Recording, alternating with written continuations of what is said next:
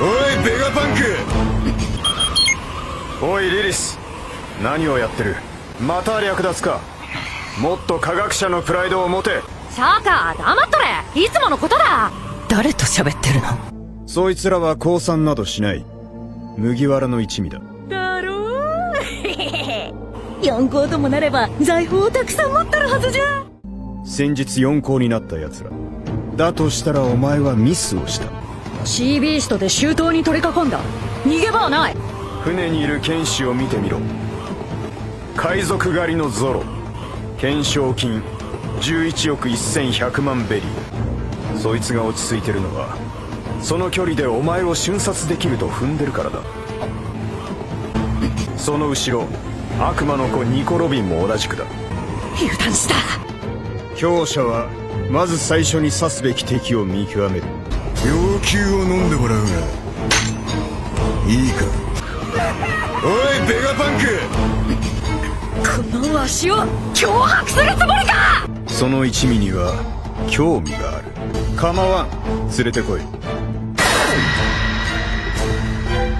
Lilith, Shaka e Atlas. Esses três novos personagens acabaram de aparecer no último episódio de One Piece, trazendo à tona mais uma vez o grande mistério relacionado à verdadeira forma do Dr. Vegapunk. Além disso, maldade, bondade e violência foram palavras adicionadas ao lado do nome de cada um desses novos personagens. Então, se você quer saber qual palavra representa cada um deles e por que Luffy chamou Bonnie de Bog e depois acabou se arrependendo, vem comigo que eu vou falar sobre isso agora.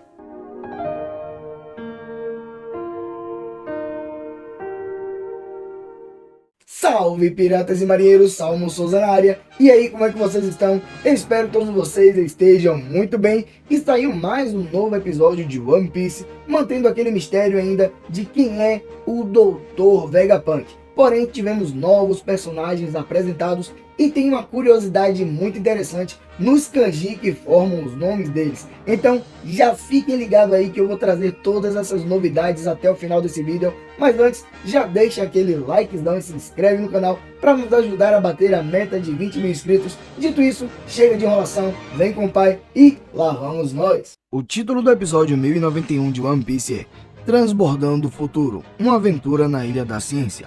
O episódio começa de onde o último parou, no momento em que uma garota tinha se apresentado como o Dr. Vegapunk.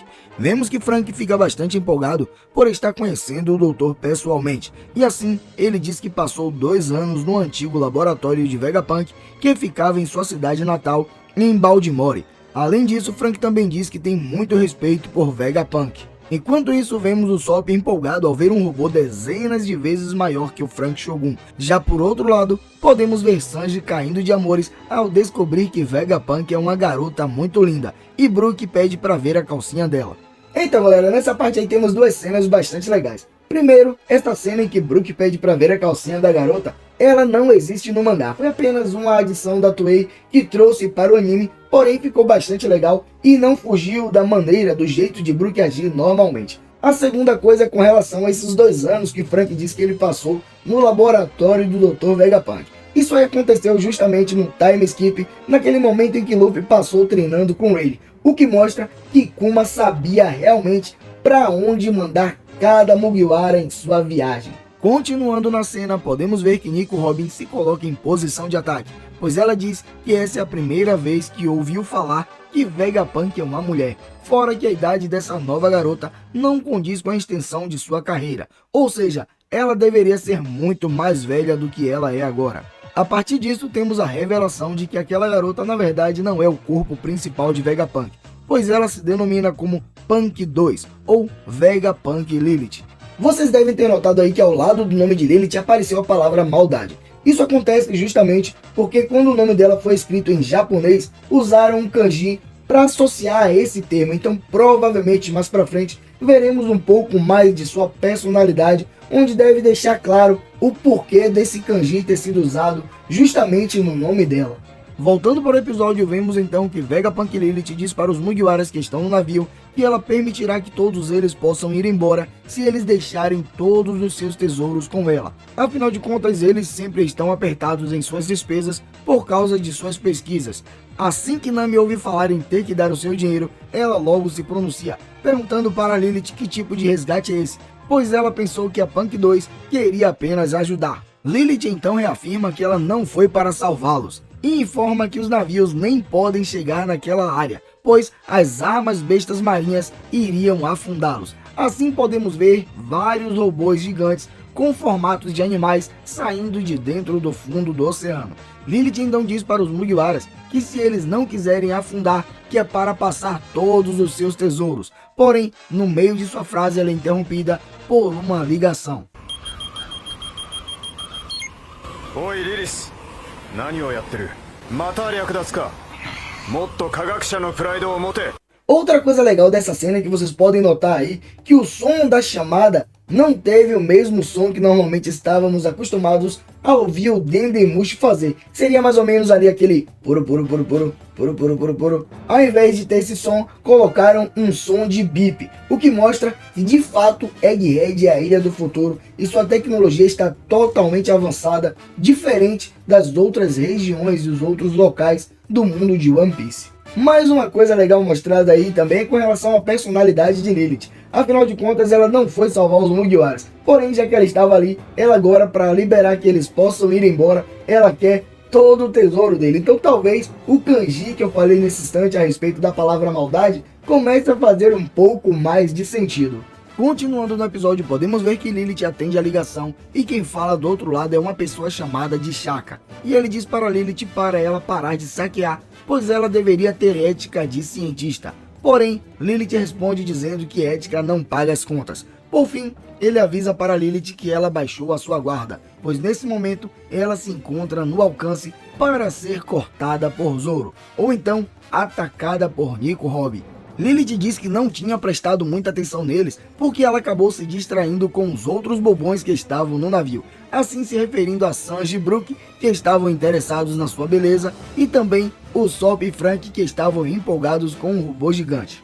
Shaka diz para Lilith que tem interesse nos Mugiwaras e pede para que ela leve todos para dentro da ilha de Egghead.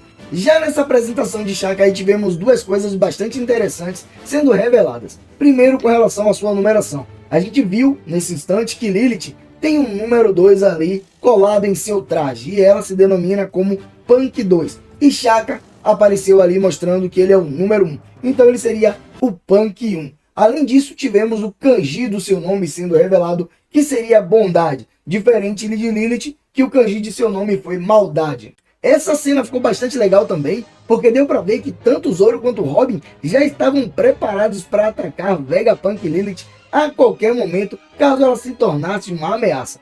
Por outro lado, Sanji, Brook, Usopp e Frank estavam todos aborbalhados ali, sem se preocupar com nada. A cena agora muda e podemos ver a continuação do grupo de Luffy formado por ele, Jinbei, Chopper e Bonnie. Nesse momento eles estão conversando enquanto avançam cada vez mais dentro da ilha de Egghead. Vemos então Luffy perguntando para Bonnie o porquê que eles estão avançando por dentro de um túnel e se ela já tinha ido anteriormente para a ilha de Egghead.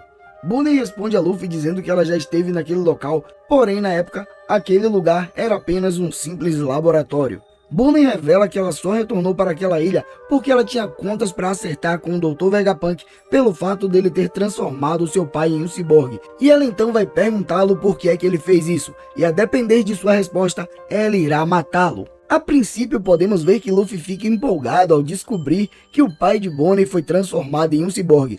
Porém, Bonnie acaba falando que depois que seu pai foi transformado em uma máquina, ele acabou perdendo totalmente o seu autocontrole. E a partir de agora, ele nem sabe mais quem é, e que não passa de uma arma viva. Vemos então que Luffy, Chopper e Jinbei acabam ficando chocados ao saber dessa história que Bonnie contou. Tanto é que logo em seguida, Luffy vai pedir desculpa para Bonnie, a chamando de Bog novamente.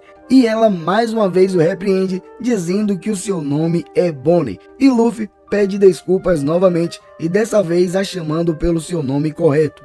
Então galera, mais uma vez cometeram um erro aí na legenda, onde vocês podem ver que tem um momento em que Luffy chama Bonnie de Bog, porém na tradução colocaram como se Luffy estivesse chamando Bonnie de Boninha. Mas por que isso é importante? Porque quando o Luffy chama Bonnie de Bog, ele está se referindo a um ciborgue.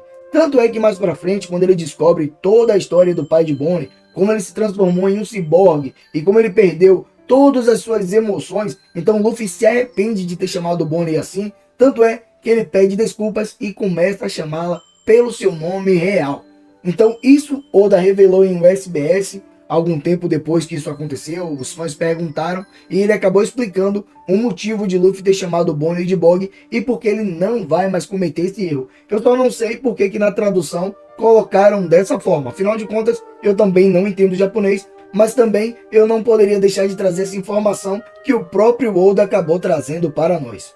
Vemos então que Luffy, Bonnie, Chopper e Jinbei acabam encontrando uma escada no meio do túnel, que ao subirem por ela, eles chegam à superfície da ilha de Egghead.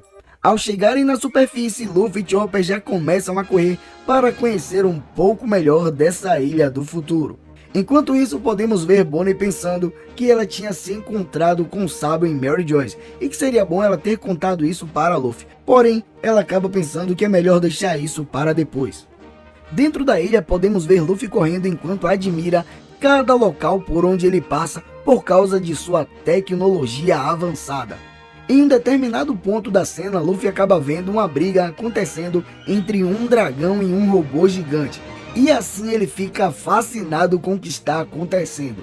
Com isso ele acaba se empolgando e diz que vai tentar montar no dragão. Bonnie acaba dizendo para Luffy que é para ele ter cuidado, pois eles são intrusos dentro da ilha. Porém, Luffy não dá muita atenção para ela e pula na direção do dragão para montar em cima dele. Porém, aquele dragão era apenas um holograma, e por isso, Luffy acaba passando por dentro dele. Enquanto Luffy cai no chão, Bonnie acaba vendo uma sobremesa de creme, e em seguida ela já corre desesperada para cair de boca na sobremesa. Luffy, ao ver aquilo, sai correndo em direção ao doce para comer também, e Chopper vai logo em seguida. Porém, eles acabam caindo de cara no chão, pois aquela sobremesa não passava de apenas um holograma.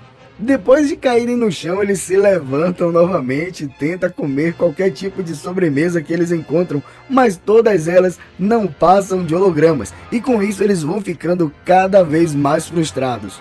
O desespero de Luffy é tão grande, mas tão grande, que ele começa a dizer para Chopper que ele acha que eles acabaram morrendo. Jinbei acaba interrompendo ele e a partir daí ele dá uma explicação dizendo que aquilo que Luffy está tentando comer não passa apenas de um holograma, por isso que ele não está conseguindo obter sucesso. Luffy então pergunta para Jinbei se aquilo ali não dá para comer a si mesmo, e Jinbei acaba respondendo para ele que uma coisa é certa, que naquele local não tem comida, e podemos ver Luffy ficando extremamente furioso. E essa cena tem um ponto bastante legal, porque podemos ver uma mudança na tonalidade do cabelo de Luffy, e essas coisas vinham acontecendo com um pouco mais de frequência depois que Luffy usou a sua transformação Nika. E agora, mesmo ele sem usar sua transformação, sem usar o seu despertar, ele consegue fazer esses tipos de transformações um tanto inusitadas.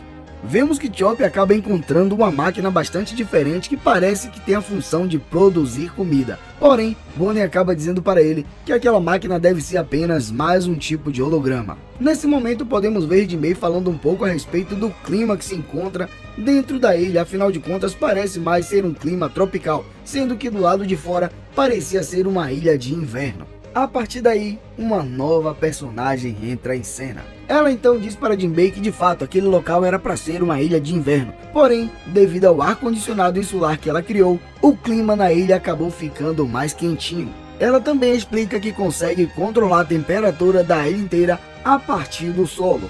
Ao se aproximar cada vez mais, podemos ver o rosto dessa nova personagem, e Chopper e Bonnie percebem que ela é apenas uma criança, e Luffy fica cada vez mais espantado ao vê-la se aproximando, pois ele percebe que ela é até mesmo mais alta do que Kaido. Podemos ver que Luffy ainda está chateado pelo fato de alguém ter feito aquele bolo feito de holograma, e então ele tenta atacar essa garota achando que ela é um holograma também. Porém, o seu golpe acaba acertando e ele percebe que ela não é um holograma. E a personagem, muito furiosa, acaba devolvendo o soco em Luffy, assim mandando ele para longe, fazendo com que ele acerte naquela máquina de comida que Chopper tinha visto anteriormente. Ao cair no chão, Luffy começa a pedir desculpas e assim podemos ver a máquina produzindo um hambúrguer com batata frita e Vega Cola. Isso mesmo, não é Coca-Cola, é Vega Cola. Deve ser a Coca-Cola de Vegapunk. Bonnie então vai até a máquina de comida e acaba pegando o hambúrguer e percebe que ele não é apenas um holograma. Ele de fato é um hambúrguer real. E assim, ela, Luffy e Chopper ficam empolgados e começam a apertar todos os botões para sair vários tipos de comidas para que eles possam se acabar de tanto comer. Vemos Jinbei ficando curioso a respeito daquela máquina e então ele pergunta para aquela garota que apareceu nova o que significava aquilo. E ela responde que aquela é uma máquina de cozinhar automatizada.